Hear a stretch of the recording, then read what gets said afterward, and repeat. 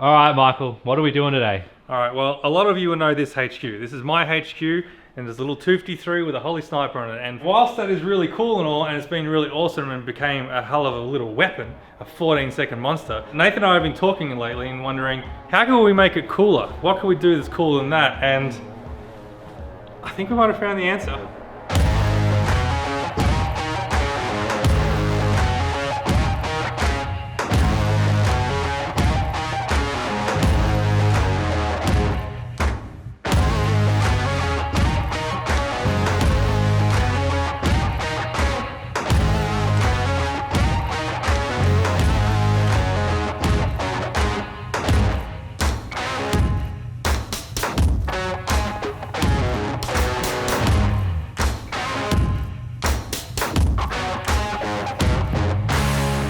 Okay, so before we talk about the engine, let's talk about the car that it's going to be going into first and why we're doing all this. So many of you would know the HQ and would know that over the past 5 years of Hackshop, Nathan and I have spent a lot of time trying to build this thing from what was a stock standard HQ GTS Tribute to what I would now consider to be a really, really fun driver's car. We did upgrades like putting a Falcon T5 into it. We put a True Track in the rear of it along with billet axles.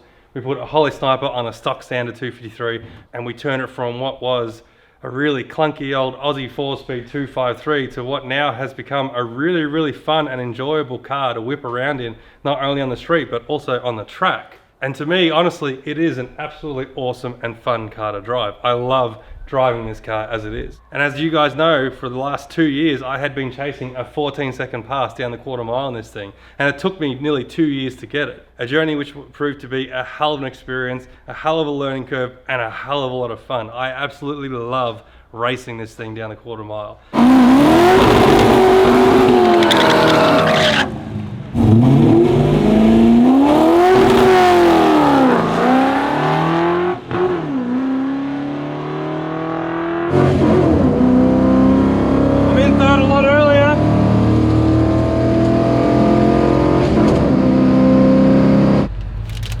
Yeah, boy! Hell yeah!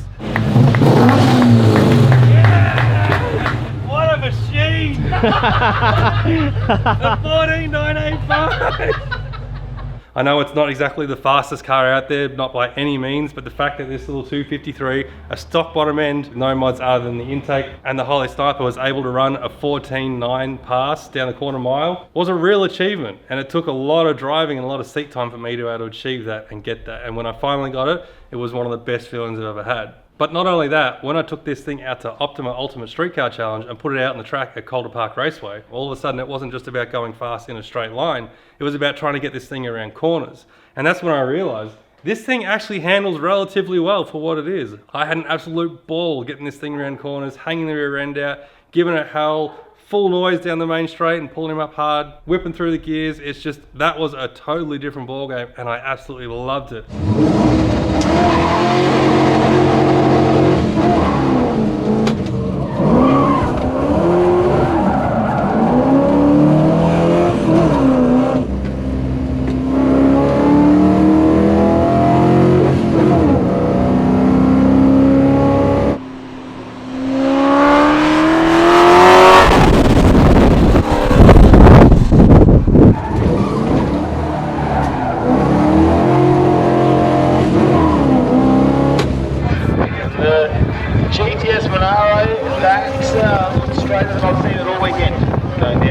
Oh, that's good fun! Now again, it was not fast and I wasn't beating anyone out there, but I didn't care. It wasn't about that. It was about the experience. The experience of hearing this thing on song, full noise, and racing out there with our mates. And that's when it got us thinking, when we were talking about doing a version 2, or maybe this is even version 3 of this car now, what are we gonna do with it? Because although this car is awesome, it's now nearly 20 years ago since it was first restored, and it's starting to show its age in many different ways. So a birthday is on the cards, but if we're gonna give it a birthday, what does that birthday look like exactly?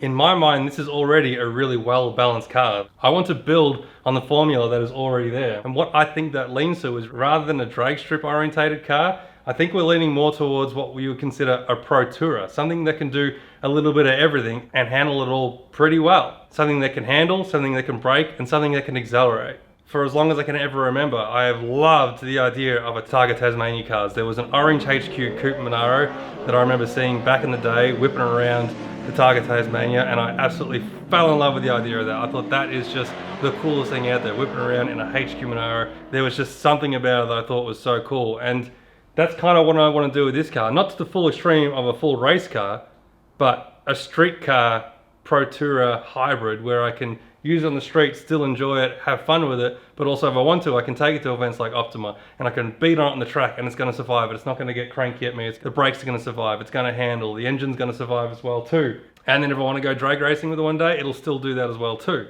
So to me, I think that's where the next version of this car goes. We're going to try and build a Pro Tour version of this HQ. Now we're going to do that. Suspension and brakes, they're pretty self-explanatory. Suspension, we'll probably look at putting a set of coilovers through this thing because why wouldn't you? They just work so well and it would give me a degree of adjustability to be able to change this thing to adapt to different kinds of events that I take this thing to, or even just street driving. Brakes, well, they're an obvious thing as well too. We'll upgrade the front brakes and we'll put some disc brakes on the rear. Nothing too complicated there. I've already been talking to Hopper Stoppers with an idea on how we can upgrade this thing. They've got it all sorted, that'll come in the future. So the only really thing left is the engine. What are we going to do with the engine? And I know this is where everyone's sitting on the edge of the seat going, yes, finally we're going to see an Alice in the HQ or a 350 or even a 308. And right now I'm going to stop you and disappoint you and say, no, we're not going with anything other than the faithful old 253. But not just any old stock 253. My goal is to build one of the wildest and craziest 253s that Australia has ever seen. And when I think about what constitutes a wild 253, straight away, I think about revs. I want this thing to redline and be happy to hit redline at around 7,500 RPM. So when it's going down the straight or when it's going down the straight strip or when I'm onto a freeway on-ramp, it just makes all the noise and just keeps on going and just makes people wonder what the hell is in that thing. Now, if we're going to get this thing to rev like that, there's going to be a whole lot of work that we're going to need to put into this engine to be able to withstand it and be able to maintain it for periods of time without exploding into oblivion. Which, talking to our engine builder, Anthony from Horsepower Junkie, is completely possible. It just means a lot of fancy little tricks that he knows, and he has all the knowledge and knows how to actually make this engine do that and survive. And we'll go more into detail of that further down the track, but it also means things like we need to modernize this thing. We're going to need to end up running an ECU. An ECU will then allow us to run things like individual coil packs rather than a distributor. Individual coil packs will give us that adjustability and tunability when it comes time to tuning this thing that you just can't get with a standard distributor. Of course, alongside that, the no-brainer is fuel injection. Again, fuel injection is going to allow us to have a lot more adjustability and tuning features than what you would get in a carburetor or even this Holley Sniper design. But then lastly, and what is probably the biggest hurdle but also the biggest inspiration to this whole idea or this whole concept of taking this HQ and turning it into a Pro Tour is the intake system. How are we going to get this thing to breathe? And one thing that I've always wanted to run on a car is ITBs, individual throttle bodies. Now, aside from all the scientific benefits that you get from running ITBs, the main reason why I want to put ITBs on my little 253 is because they're awesome. They just sound like nothing else. A high revving engine running at full noise with ITBs just sounds so unique and so different. A great example of that is Heath's Street Machine of the Year Tirana. It runs a Holden ITB setup on a 308 and it sounds amazing.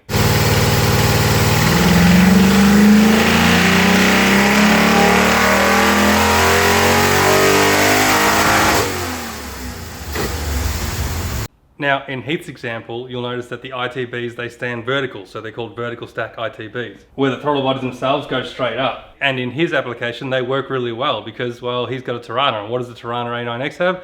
It has a reverse cowl scoop, which means he has room underneath the bonnet. For me, the whole point of this build is I want to build this car to be, yes, somewhat of a Pro Tourer, but I want it to look completely stock still. I want to keep everything under the bonnet, which means vertical stack ITBs aren't going to work for me. What I need is a cross ram ITB setup. Now, cross ram ITB setup is, rather than having the runners and the ITBs vertical like that, they end up laying over like this and they cross each other, hence the name cross ram. The idea of a cross ram ITB setup is to be able to keep your overall height much lower and more compact to the engine, which means we should be able to keep it under the bonnet. But the problem is, no one currently makes a cross ram ITB setup for a Holden 253. And if no one makes a manifold for a cross ram ITB setup on a 253, well, that just means I'm gonna have to make my own. And if I'm gonna make my own, I also need to design it. And in order to design it, I need an engine as a starting block to take all the measurements and stuff to figure out how exactly this thing's gonna look and how to make it work. And that is gonna take a lot of time. And because I don't want this thing off the road, sitting in the corner collecting dust while I do all that, rather than stripping down this engine and using this engine as our starting base, I would have to find another engine to get started. And that's exactly what I did. Okay, well, today kind of marks the start of what will hopefully be the 253 build. Today I'm heading out to Bendigo to catch up with a fellow by the name of Jimmy. And the reason why I'm doing that is because I put a post up on Instagram the other day asking if anyone had any 253 blocks and possibly any 253 heads, specifically early heads with no pollution gear in them, and if there were any around going cheap, so I could use them as a little bit of a dummy fit and to measure up a custom manifold for the ITB setup that we want to build for the 253. Jimmy was kind enough to reach out along with many others. My inbox went absolutely gangbusters. I reckon it's probably one of the biggest responses we've had of people reaching out, telling me that they either knew of a 253 laying around or had one, that they were willing to either part with cheap or even donate to the cause, which has been awesome. I really do appreciate it because this is going to be one hell of a build and it's going to have quite a price tag to go with it. So kind offers like that really do go a long way, and Jimmy was one of those exact people. He has a 253 block laying around. It's actually a complete engine minus a couple of parts, which is even better because I realise I probably need more of a complete engine because I need a crank, I need pistons, I need all that sort of stuff. He has one laying around which he was keeping for spare for himself. He's got a few extra spares already, so he said he's willing to part with this one, which is awesome. And it's actually, this will be the second time I've headed to Jimmy's place to pick up an engine, because he was the gentleman who reached out a couple of years ago now when I was in need of a virgin bore 308 block. After my 308 block for the Sandman, when I went to rebuild that, we found out it was overalized and too already oversized, wasn't going to be able to be rehoned safely. Jimmy had one, again didn't want to part with it, but given that it was going to the Sandman, he parted with it for a reasonable price and we made it happen. So I'm heading back there again for the second time to pick up a Holden block. So this bloke's a legend. We'll head on out there. We've got about an hour's drive and pick up what could possibly be the start of this 253 build journey. So day one, we'll call this day one.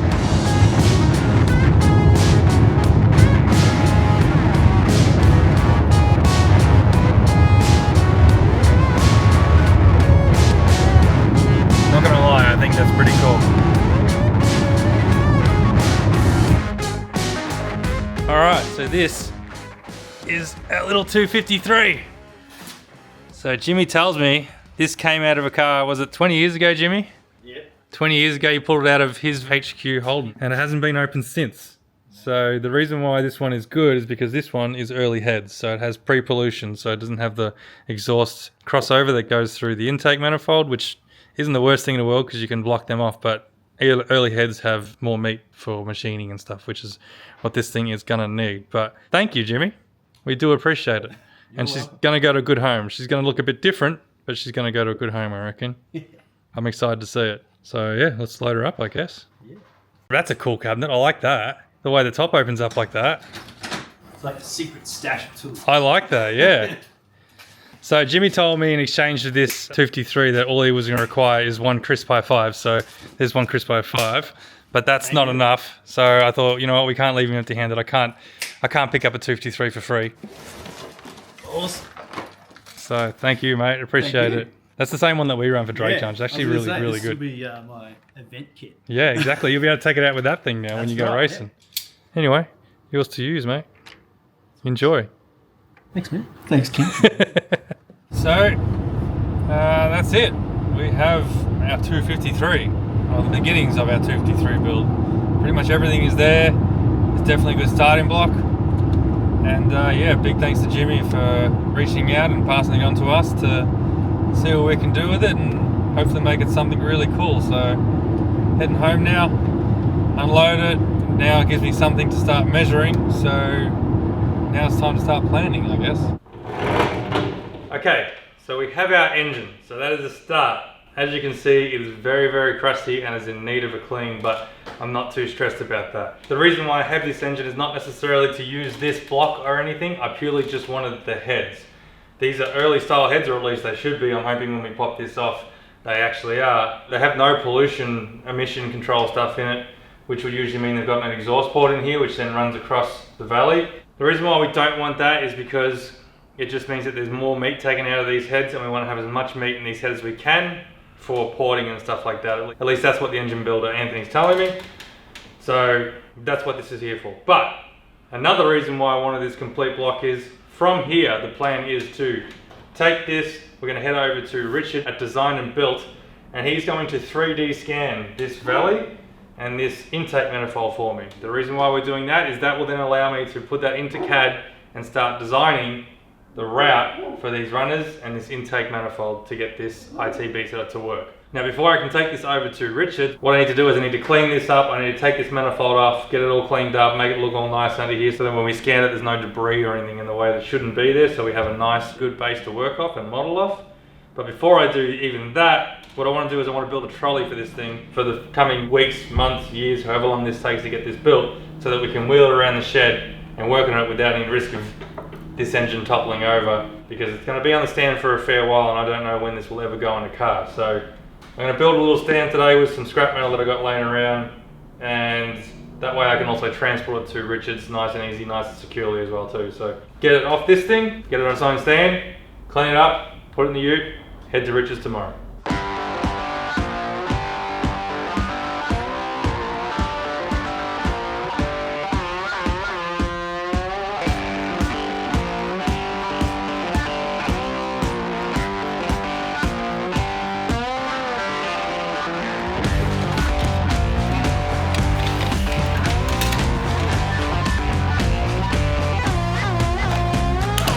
Clearly I need to order some more parts from Tiperformance because I'm running very low on their notepads.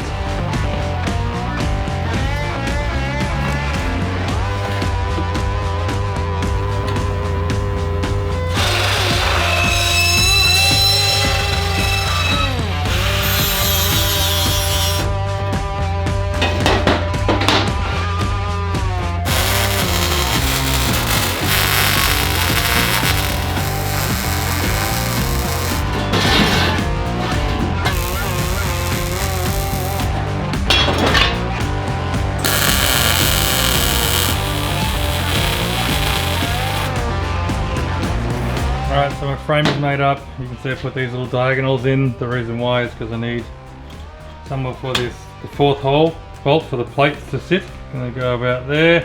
So we're gonna insert them in now. Drill some holes, just kind of crack out these babies. These things are absolutely awesome, and it'll make light work of this. So let's get into it. And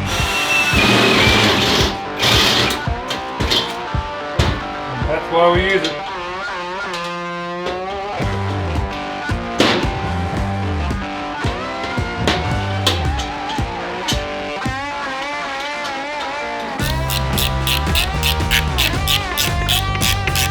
I was going to make my own mount or own plate to go onto there, drill holes and weld her up, but I reckon since I'm not using these mounts anymore because these are rooted, I might just separate this and use the original mount. What do you reckon?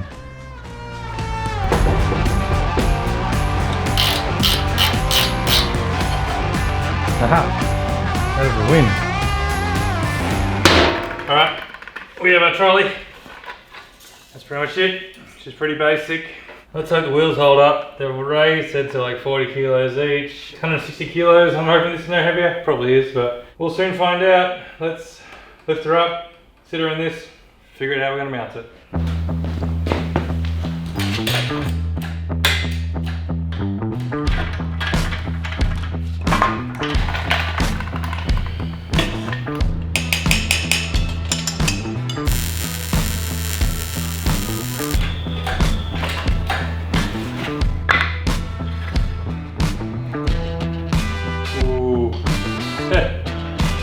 These casters might be a little light duty for this.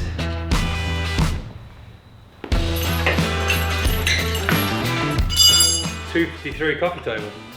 They're probably at their limit, these casters, but they're holding on. We'll see how they go. If I need to change them I will, but hopefully they survive. Let's clean this up.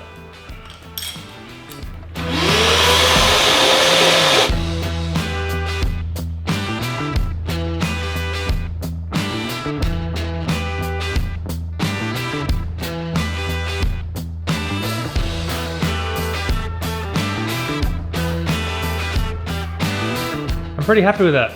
Now it's time to get it outside, pressure wash it just to clean it up a little bit, just to make it a bit nicer to work on. Take the intake manifold off and then have a look at that, and then get ready to load it into the ute and head to Richard's tomorrow. Did you know that King Crow makes pressure washers?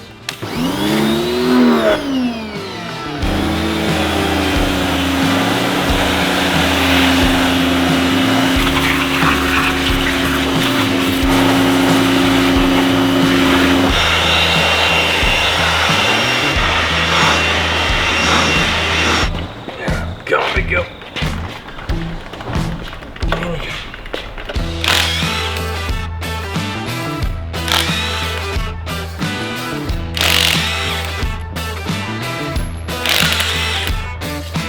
Alright, now is the time we find out whether these are the heads that we're looking for, early heads. So, early heads shouldn't have any ports here, which this manifold doesn't, but that's not to say that this manifold isn't just put on later model heads. You can do that, just blocks it up. Wish us luck.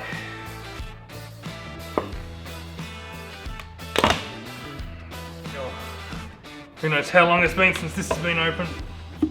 I think we're in luck. Yep, early heads. Oh man, she is crusty.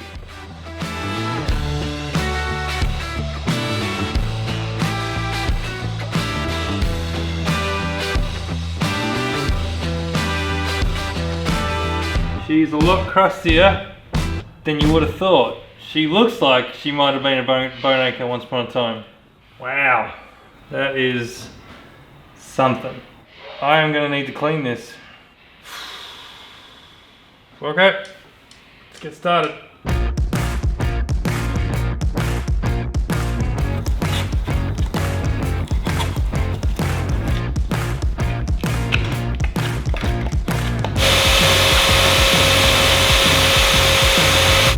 It smells like a moldy old boat hull, honestly.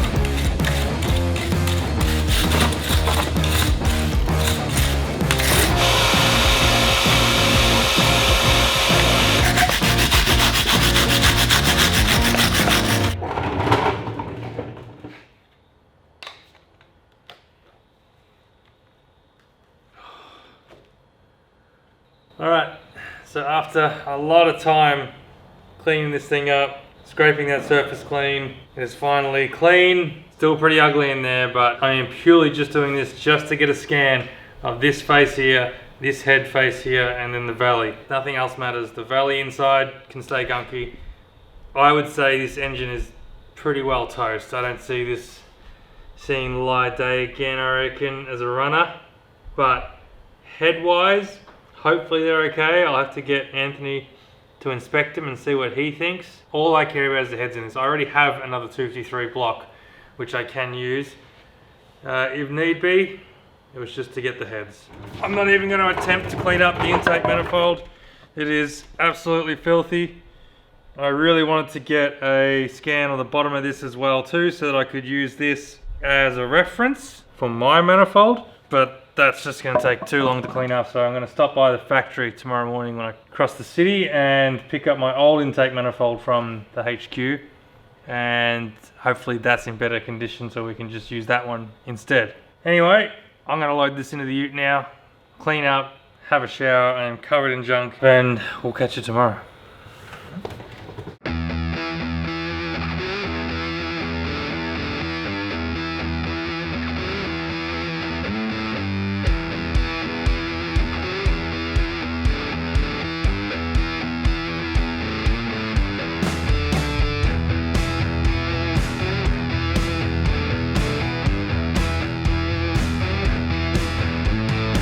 Alright, so it is a new day and we're here at Richard's. Richard has a YouTube channel called Design and Built. I highly recommend you head over to and have a look at it because he does what I wish I could do. But the reason why we are here is because Richard has kindly offered to scan the 253 so we can figure out how we're going to make this manifold work. So we've already done a bit of work this morning and we've scanned the engine. It looks really, really good. Now we're going to scan the intake manifold. But yeah, Richard, yourself, what do you do here? Righto, it's quite varied. I was an engineer for a number of years, but I've sort of left my job to do, I guess, full-time design work. So I do a lot of scanning, a lot of 3D printing, a lot of laser cutting and press brake, canopy fit outs. You can probably see one in the background. And then got a bunch of side hustles going on as well. We're trying to do bike racks, motorbike racks, and then I run a YouTube channel.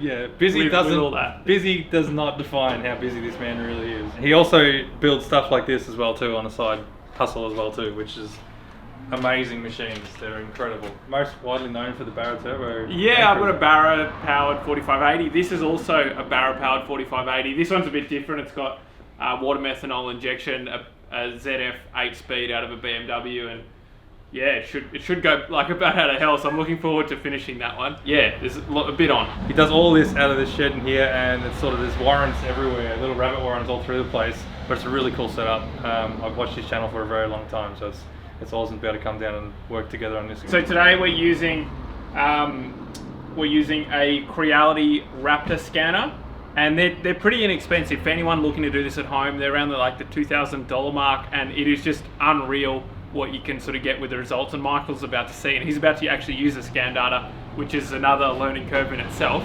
But awesome product, and honestly, it changes what you can do at home. Like, it's a real game changer. I hate saying that word, but my ability with this, this little kind of inexpensive, kind of expensive piece of machinery is just unbelievable what you can do and what you can model. And without it, it'd be quite tricky to do a project like this. The ability of being able to now 3D scan this and then build an intake manifold completely in CAD. There's just so much to be said for it, because we can do flow testing on it, we can figure out our paths, we can figure out many different designs rather than actually having to try and make a physical model. And we can also figure out the most optimum design as well too. So the scan data is really cool. Richard has gone as far as scan data as scanning an entire FJ, don't you have? Yeah, I've got a full car model on CAD. And, I 3D model everything, so everything on that car is from a 3D model, and I couldn't build a car without it anymore. I rely so heavily on 3D printing and plasma cutters and laser cutters, and and we were talking about it before, everything that comes off a laser or a plasma just looks so different to what you can do by hand, and I couldn't go back to grinding stuff. So. No. We're going to scan the bottom of the intake manifold now and get a look at that, and that basically should give us our reference points on how this thing's going to be built. Basically what we're trying to figure out is our limits. We need to know where our ports are, we need to know where our rocker covers are, we need to know what the valley looks like, the angles and stuff, for then I can then try and design a manifold which will then fit in that spot. So it's looking really cool, but big thanks to Richard today for the help, because there's no way I could have done this without. No worries.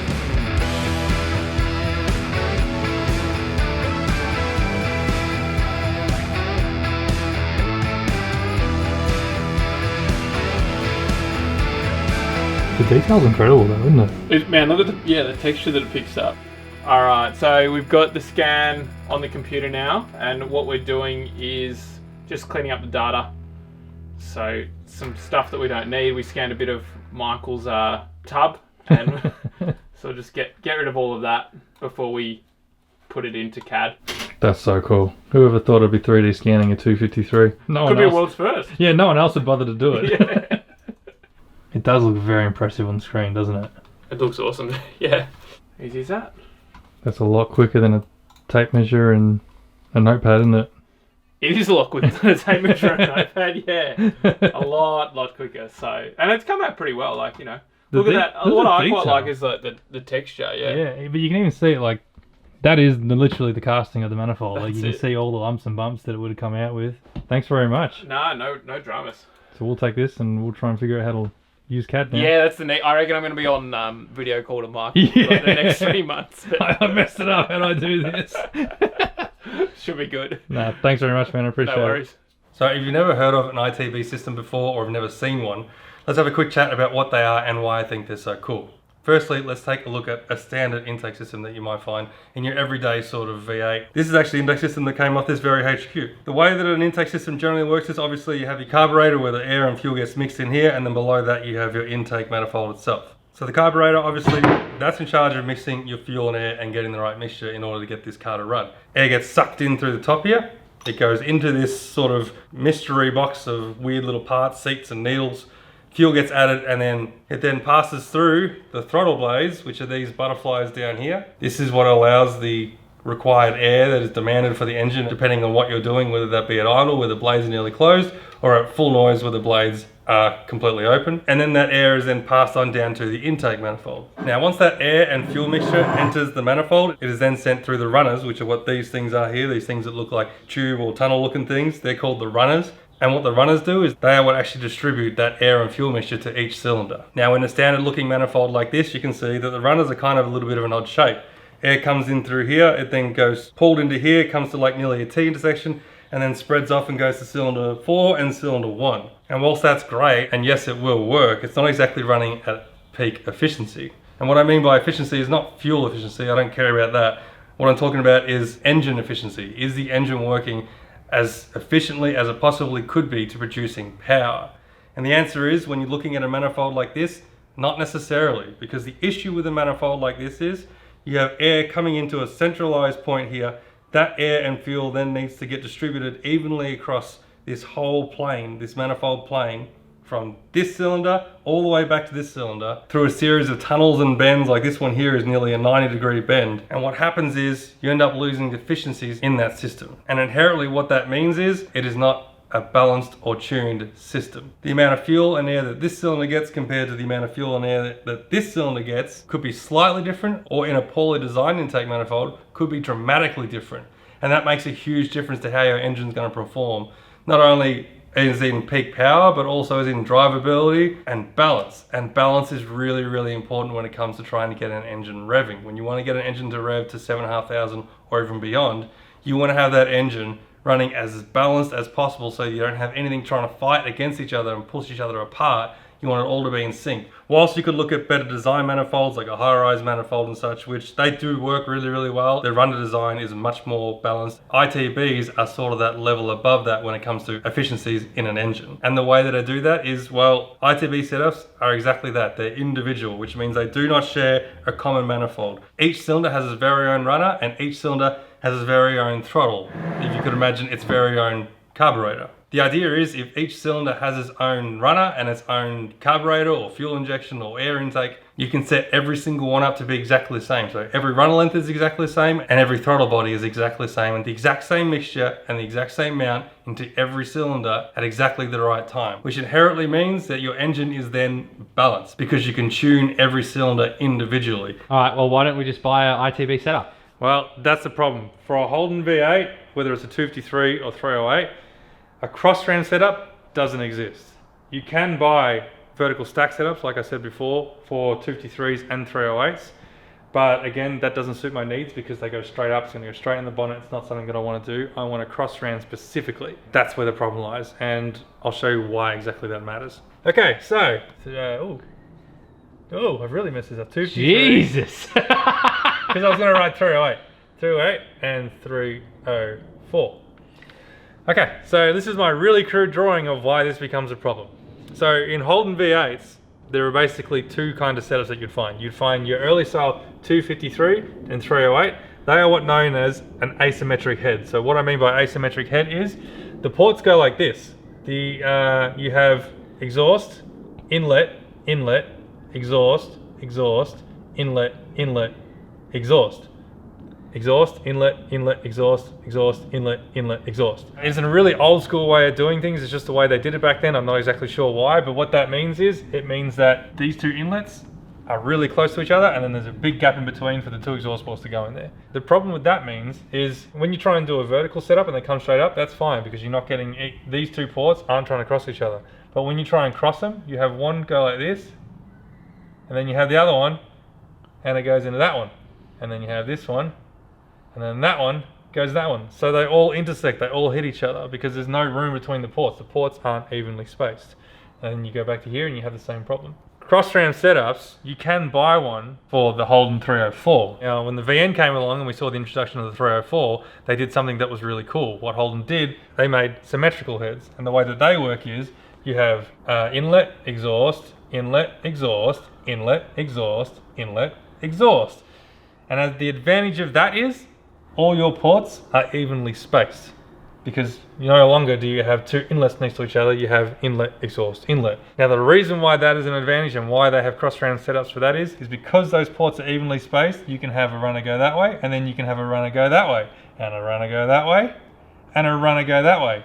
And they don't end up intersecting. They have enough room to pass each other. So that is why they exist for the 304 and not the 253 and 308s. So then why not just buy a 304, Michael? Well, to be honest, we did talk about it. The idea of putting a 304 in this thing did come to mind. I was like, yeah, well, if I just buy a 304, I can buy the manifold, put it all together, but it would save a lot of headache and a lot of heartache, and I'd make a hell of a lot more power than I would out of a 253, wouldn't I? But then I thought more and more about it. I love my 253s. I know not everyone does. I know they're the underdog and no one really cares about 253 because, if you want power, you just go 308 because 308's where the powers are. Straight out of the box, they're going to make more power. It makes more sense if you're chasing power to put a 308 in. But for me, I'm not necessarily chasing power. This is a really, really well-balanced car. Anyone that's ever driven it, and Nathan, I hope you would agree with it, it's a really, really fun car. It's a slow car, but it's a fun car to drive slow. It is fun. Would you agree? Yes. The reason being is there's a bit of theatre to this car. When you're driving through the gears, you're going really, really hard. The pedal is mashed and all the noises are happening, all the smells are happening, and the gear shifts are happening, and you're not breaking the speed limit. So you're still having fun.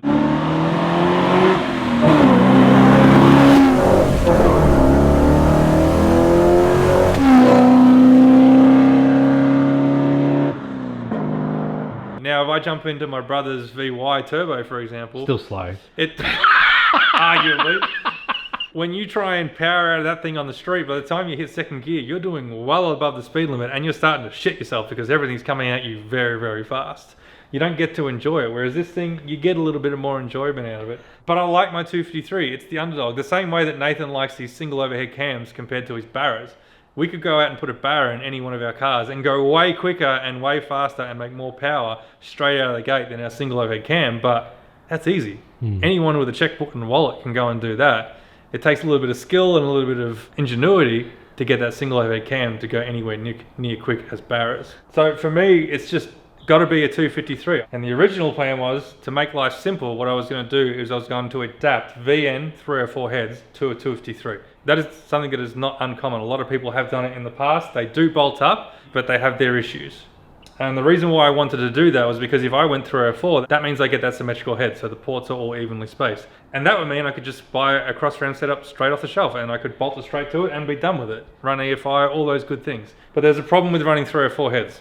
If I was to run 304 heads and I actually want to make this perform and actually work, there'd be a couple of modifications that I'd have to do to 253 to make it work. Like I said, VN heads do bolt up, but the trouble is the chamber size on the head is too big for the bore of the 253. So the way that you can get around it is that you can just run it, but you lose a bunch of compression, so it doesn't actually perform very well. Or what Anthony told me you can do is they actually weld up the chamber of the head, grind it all back, make it all look nice and pretty again, and actually reduce the size of that chamber size. That was one option we can do. We spoke about that and thought, yeah, that's something we can do. There's also another option. I actually looked at getting VN style 253 heads cast. Custom, completely custom. It was going to cost me a few grand to get it done, but that would mean that I would be able to bolt them back on and keep my compression and have the right chamber size and everything could be sweet. And that all sounded great. I'm like, yeah, let's do it, Anthony. I reckon that's the way we're going to do it because it just makes life easy. But then he came to me and says, but there is a catch. To make that work and to get the engine to actually still perform, we'd have to put an offset crank setup into it, which would then make it a 283 rather than a 253. Once I heard that, I was kind of like, oh, okay, well, yeah, I'm going to make more power, and that's great and all, because obviously more cubes, more power. But if I'm going to do that, I'm sort of moving away from having a 253. I may as well just put a 308 in it and do it all off the shelf parts and make life easy for myself. And it didn't sit well with me. I'm like, if I'm going to go to all this effort, I wanted it to be a 253. It should remain a 253. We can't cheat and make it a 283. It has to remain 253. So I went back to Anthony and said, I'm sorry, mate, we can't do it. It needs to be a 253. And he said, you're really making this hard for yourself. You know that? I said, yeah, I am. If we're ever going to get this thing to work, we need to design and make our very own ITB setup and manifold for a 253. Okay, so the engine is now scanned, which means we now have our scanned data. What that means is it's time to put it in CAD. Once we get it into CAD, what we're going to do is we're going to work on building a model of this engine in CAD.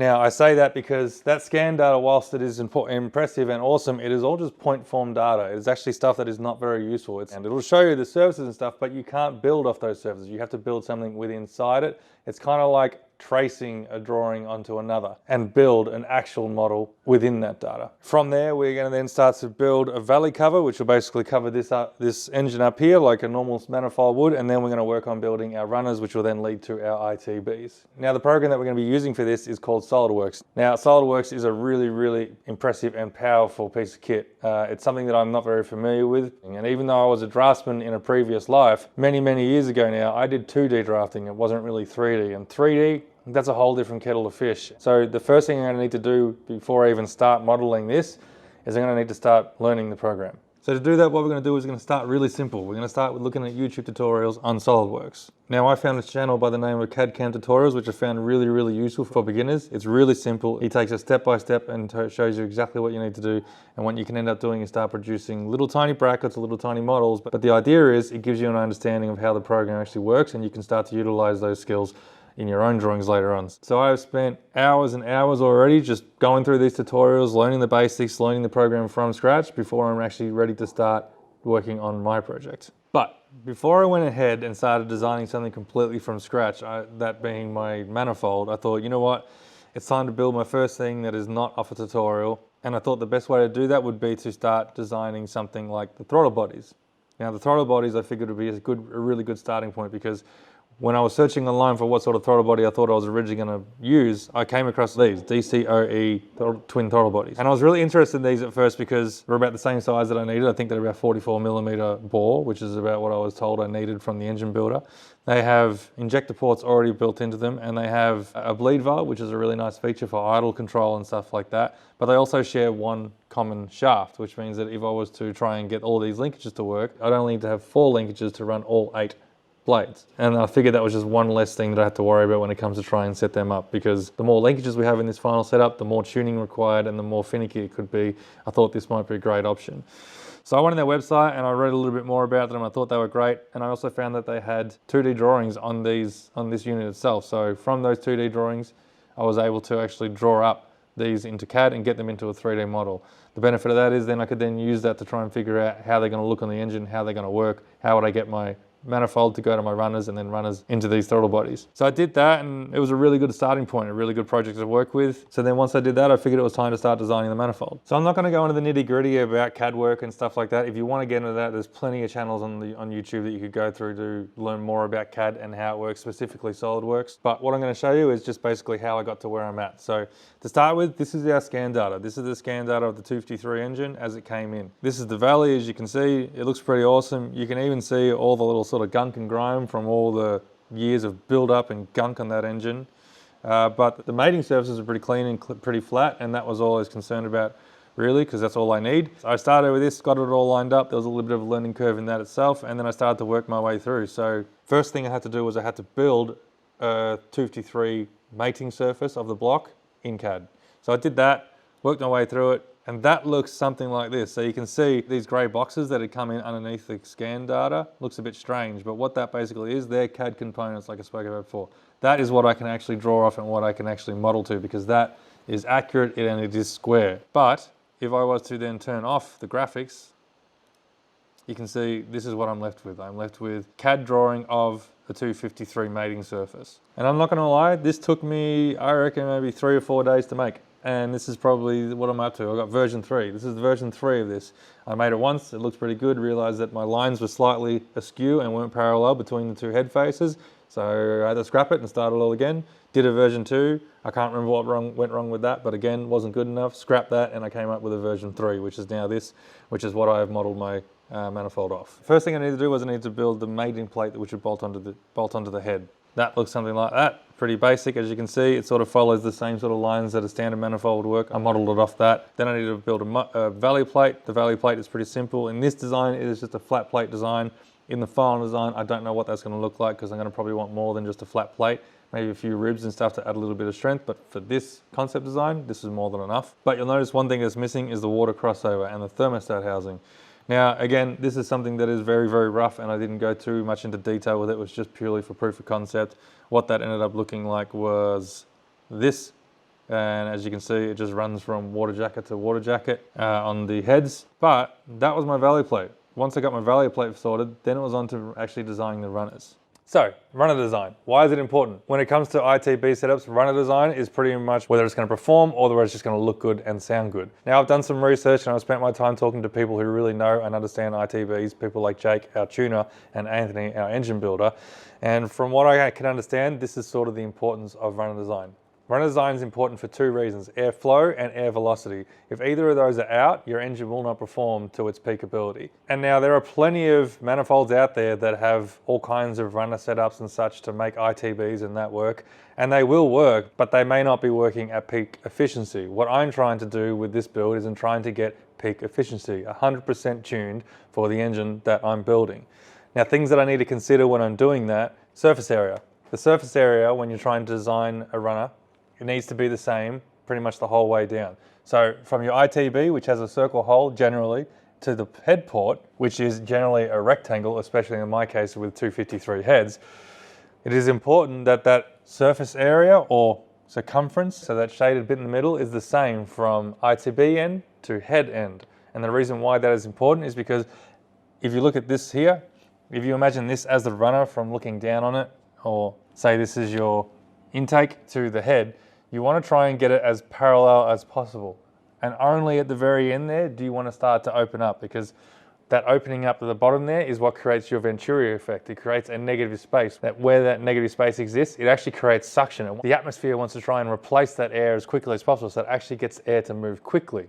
If you were to do that further up here, you end up creating that negative space and Venturi effect here. It'll speed up here, but then slow down and bottleneck as it comes into this area here, because you've gone from a smaller amount of air, increase the amount of air volume, and you're trying to push it through a small hole again. That air needs to get compressed and pressurized, and it's going to slow it down. So you might ask, well, then why don't you do it the opposite way? Why don't you have your runner just go like this, really small at the top and then really big at the bottom? You'll get a lot of Venturi effect and airspeed.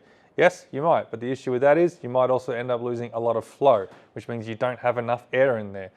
That's where runner design is really important. It's a balance between air velocity and air flow. And that is calculated through a lot of fancy calculation stuff, which Anthony, our engine builder, can do for us, depending on your engine. It is very engine specific, depending on what your engine is asking for when it comes to velocity and air mass and volume. But basically what I'm trying to say is when I'm designing my runner, I need to try and keep the surface area the same the whole way through, pretty much to the head, because that will stay the same right up to when it gets to the valve. The valve is where it will actually open up inherently, because that's just what it has to do in order to get the valve to work. So that is where our valve is. Our runner ends somewhere here. So I want to keep it pretty much straight, except for the very top where it has a bell mouth where it sucks in air. Another thing that you need to consider when you're looking at intake manifolds are the bends which obviously the path of air follows. So if you have a bend which runs like say a 45 or a 30 degree or something, what's happening is you have two radiuses on a bend. You have a small radius and you have a large radius. The small one being this one, and then you have one larger like that. What happens is, as the air comes through the runner, it doesn't just travel in the center, it travels the whole width or whole cross section of the runner itself. As it comes in, when it crosses the small radius, it goes pretty quick because it only has a small amount of distance that it needs to cover. The air that's coming in through the top of the runner, in this section here, that's going to be running along this long radius here. That is much longer, so the air is taking longer to travel through that radius. So by the time this bit of air is all the way over here, this bit of air is still somewhere back here in the bend because it's got more distance to cover.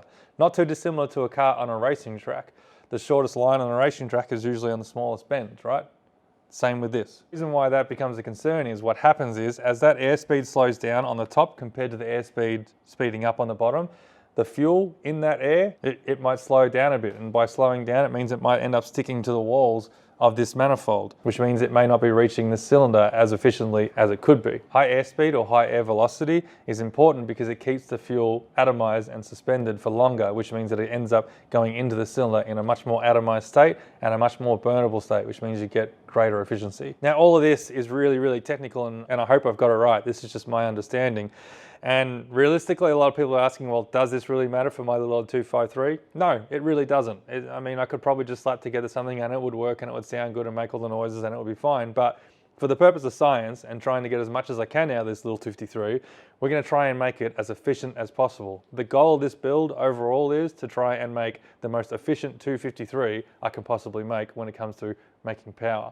Essentially, it's using everything it has got. I put the DCOE throttle bodies into my CAD drawing and I started trying to draw it around it, and straight away I realized there's a big problem. That big problem being is, in order to get these runners to cross for each other and actually do the cross SRAM design that I'm trying to achieve here, all to keep it under the bonnet and everything, there's not a lot of tolerance between each other trying to get them past each other. The ports on the head on each side of the motor, if you were to draw a direct line across from each other, they end up intersecting right into nearly the middle of each other. That's just the way that the engine is offset, and that's where the problem lies. So you can see what I've been trying to do is I've been trying to put a little bit of a kink or a little bit of a dog leg in each of the runners to try and get them over a little bit to actually open up a gap between the two of them. So if I can kink it a little bit over to try and move my offset over or my center line over, and I do that uniformly on all four, it actually creates a bit more of a gap in between each runner rather than running them straight across, which is fine. That I can do and I can work around that, and I've been working on that for a long time now. But when I use these DCOE throttle bodies, as you can see, the offset of the center of the bores is well too wide for the center line of the runners where they end up after they have crossed each other. It's like 66 mil compared to 90 mil. Now I could make a transition piece and sort of get it to Y out and come out to meet the center line of my throttle bodies, but the issue with that is, without making a really janky jagged curve, like a really bad zigzag in a really short period of time, I'm then extending my runner length. Now the more I extend my runner length, that's when I run into issues with performance and air velocity and such when it comes to getting this engine to work at its optimum. So the DCOE throttle bodies are not really going to work. As you can see here, I made a transition piece that would work, which the transition has to happen after the crossover of these runners, because if it happened beforehand, I can't actually get the runners to pass each other. They become too wide. So I made that, and you can see how janky and how tight that is. That is not going to be good for airflow, that is not going to be good for airspeed velocity, and it's not going to be good for fuel. So that's out. So that means I had to look at another solution. So I went back and did a little bit more research on my throttle body choice. And what I ended up coming up with is a throttle block. Now a throttle block is not necessarily a whole throttle body. It doesn't have any injector ports in it. It doesn't have any bleed valves. It doesn't have any kind of fancy stuff like that. It is literally just a throttle blade. So if I take the bell mouth off, which is what this funny looking tube looking thing is, that is the bell mouth. If I get rid of that, if we were to hide it, you can see that all it is just basically a throttle blade inside a block. That's essentially all it is. The reason why I'm looking at this design is because what that allows me to do is, as you can see, it is a hell of a lot shorter compared to the DCOE throttle body that I was originally looking at. It is much more compact. Mainly, the main benefit of these things is, and big thank you to Jason from Tiperformance for printing these out for me. If you look at this setup here, the distance between these bores is set. Cannot change it because it is connected by all this in here and the shaft that goes through there. So whatever this is what it is. Whereas these, because they are individual and the shafts come out, you could either orientate them this way or this way. You can get them and sit them right next to each other, like you can see there. Really nice and tight. It means that the center of these bores is much closer than these ones here, which means that my runners don't have to widen as much to match up with these. So that is why I've decided to swap over to this design here, even though these would have been a lot easier to work with because they have all the stuff in them, like the injector bosses and bleed valves and all that sort of stuff in them already. But they're out, these are in. So anyway, now that I'd settled on using the smaller throttle bodies, what I then turned my attention to is then designing the runners. So with all that in mind, I went to town trying to come up with countless designs of runners that were going to work. And it wasn't easy. A lot of it was really tricky because there's so many constraints and variables that had to change every time I changed one thing, it changed another. And this is pretty much what I've ended up with. So I was able to make a little bit of a kink to stop them from going straight up, which laid them over a little bit. I was able to extend the runner length just enough so I could actually get these throttle blocks to fit without contacting on the runner below. As you can see, it's kind of close. I've got about 10 mil clearance, and it's not an excessive kink. It's not going to end up causing too much havoc when it comes to the performance of this thing. At this stage, when I'm building this, I am now into the design stage where I'm just dealing with constraints and compromises now. Obviously, the best design would be a straight runner with no curves, no nothing, and they would go straight to my throttle bodies with no zigzag or anything, but that's not possible. Packaging doesn't allow you to do that. So at this stage in the design, it's all now down to packaging constraints and packaging compromises that have to be made for this thing to actually work. I think it's going to be fine. and we'll run it past Jake and see what he says anyway, and if he gives me the all clear, then we're good to go. All right, well, I am outside Jake, our tuner's place at the moment. I've come over here today to go have a chat to him about this design, this concept. What I'm trying to achieve out of this conversation is I want to know whether I'm on the right path. I have got this design, which I think is the design which I'm going to run with, or at least it's the concept of what I'm going to run with. The way everything sort of looks, there'll obviously be minor changes or even major changes to details within that design, but the basic gist of it, I want to find out whether it's actually going to work. Is there things I could change to make it better before I go ahead and invest too much more time into optimizing this design, only to find out later in the track that I should have done things completely different. So Jake has a wealth of knowledge when it comes to engines and especially ITBs. He used to work for Tickford Racing for Fiat Supercars and was one of their main guys there, so he's all over this sort of stuff. So the best person I could possibly talk to. And on top of that, he's also one of our really good mates and our tuner that tunes all our cars. So let's go have a chat with him. I'm a little bit nervous. I feel like it's like handing over a school project to the teacher to be like, hey, yep, this is what I come up with. And he's going to tell me it's either right or wrong. And if it's wrong, we'll go back to the drawing board and start again. But if it's right, well, we can move forward then and we can start to get things rolling. So wish me luck. So this is sort of it. So this is sort of what we end up with. So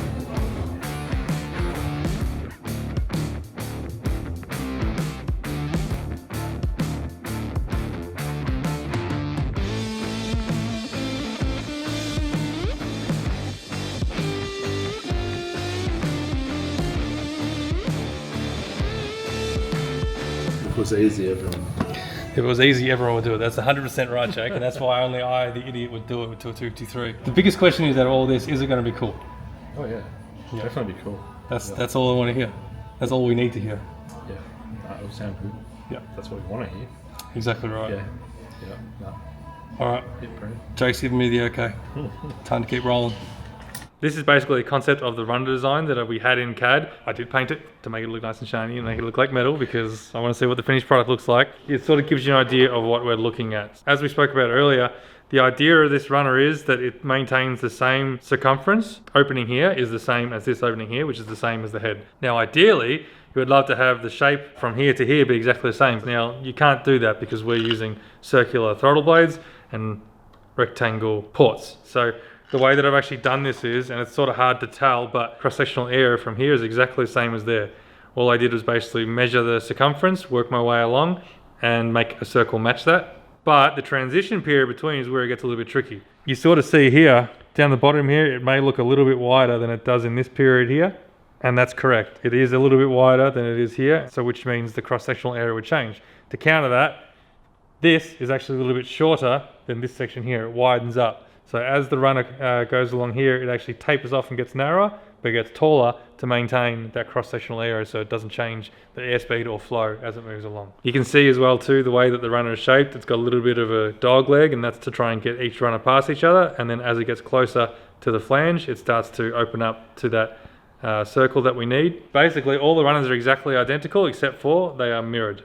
They both angle the same ways, but the tops here, you'll see how the flanges, they mirror each other.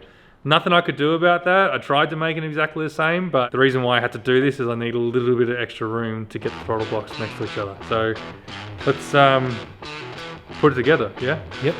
So Like that, yeah? Yep. Yep.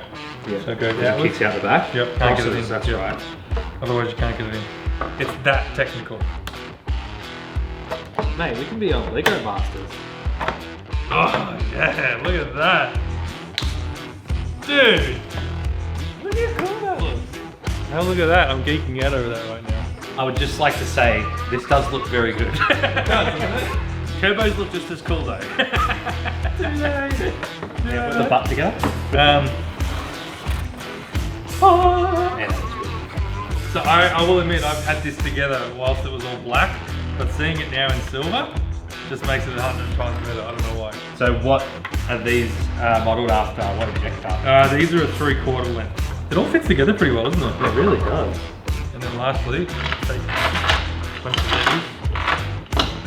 of these ones just go in the top. I should have made like little locating pins when I was designing this.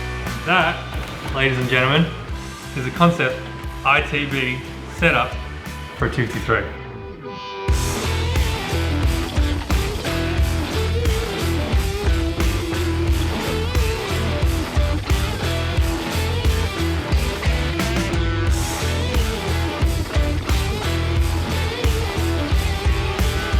All right, Nathan, you can do the honors.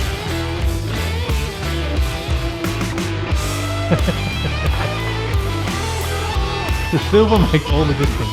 What do you reckon? It looks sick. This would almost be lower than a standard engine. Do you want to know how much lower it is compared to an air filter with like a carby with an air filter on it? I'm gonna say 20 mil. 100. 100 mil? 100 mil lower. No way. Yeah, man. 100 mil. In saying that, that's in the center. By the time you come out here, the bonnet comes down a little bit closer, so we still have to be aware of that.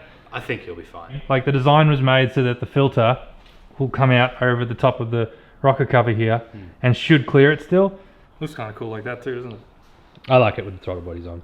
Yeah, it does look good.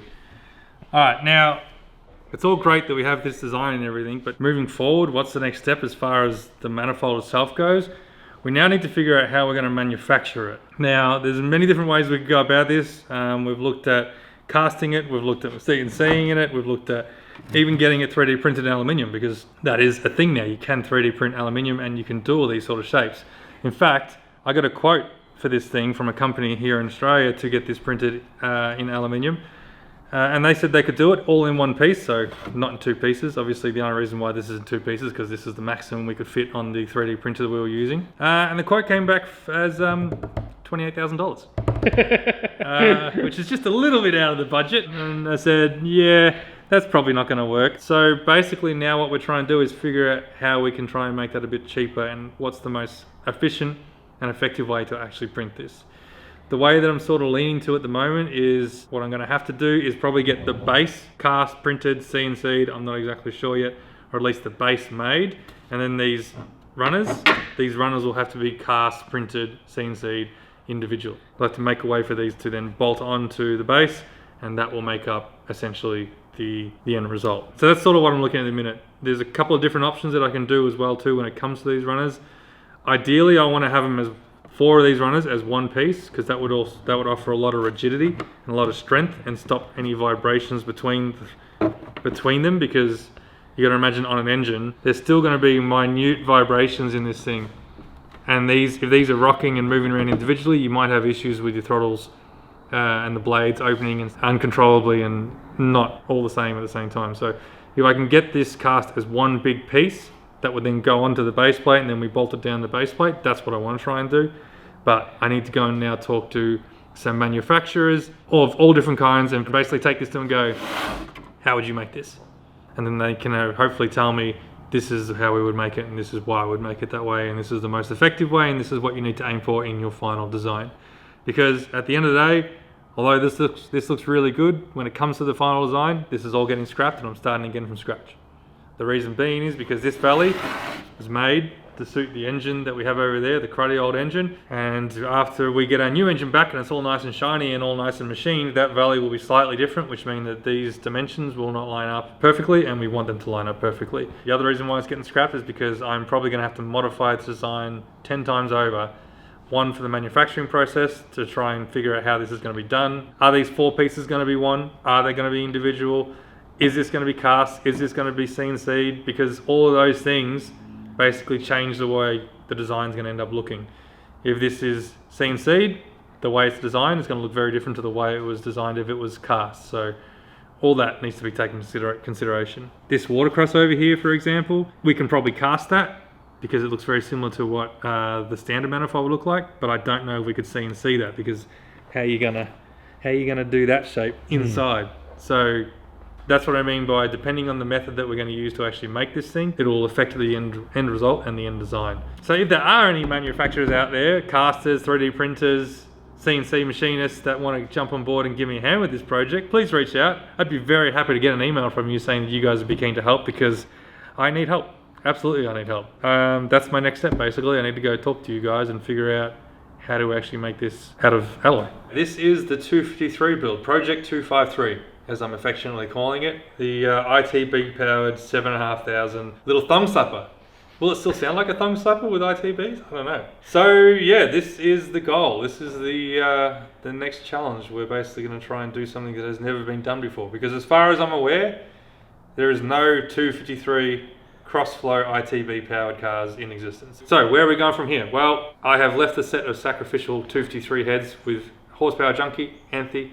He's going to start to go through those things, and he's going to try and open those ports up as big as he possibly can before he hits water jackets and all that sort of stuff. And then also design 8 different port styles and sizes to figure out which one flows the best, to then understand which one we're going to apply to these heads, the early heads that we're going to end up using in the car itself. So that's where the project currently stands.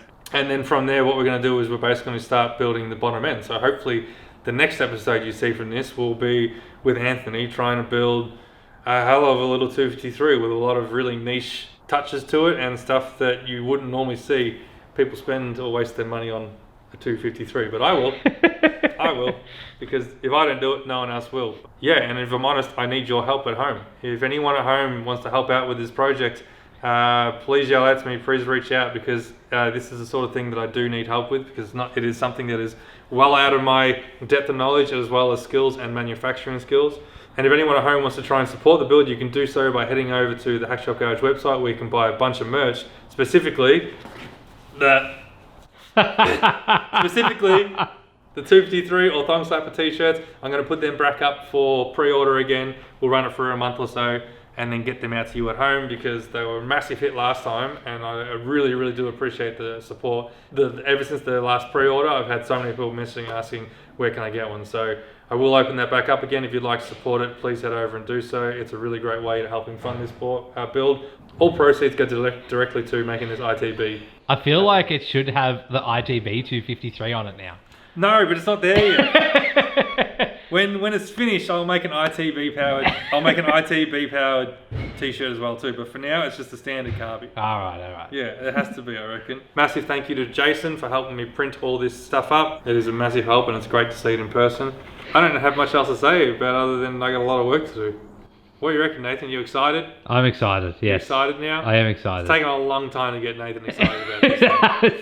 Because the biggest issue that Nathan sees with this is there's no turbo. And you got to have a turbo. Why don't you just turbo it and make all the horsepower? Yeah, exactly right. But yeah, I hope you guys are excited as I am at home. So I guess we'll see how it starts to pan out in the next few episodes. I don't know when the next episode of this is going to come out, because this has taken months just to get to this stage. Another 6 months. It's going to be like Colin Furr's build. It's going to be, it's going to be dragged out, but that's the idea of this thing. That is the reason why I am not using that engine, and I'm building a completely separate engine. It is to basically keep this thing on the road for as long as possible, so that when the time does come and we've got all this sorted and it's ready to go in, we can just rip that out and throw this in and have an ITB powered 253. To see it get to just even this stage, just to see what was drawn in CAD now in some form of reality, it's a little bit surreal, and it gets you a bit excited, I think. This is the equivalent of Nathan buying a car, putting a set of Street Pros on it, and cutting the springs. Hey, don't talk about the future episode on my car. With a bog stock crossflow in it. This is the sort of thing that gives you inspiration, and I hope it has inspired you guys at home. And until we've done a little bit more and got a little bit more to show you, I guess we'll see you in the next episode.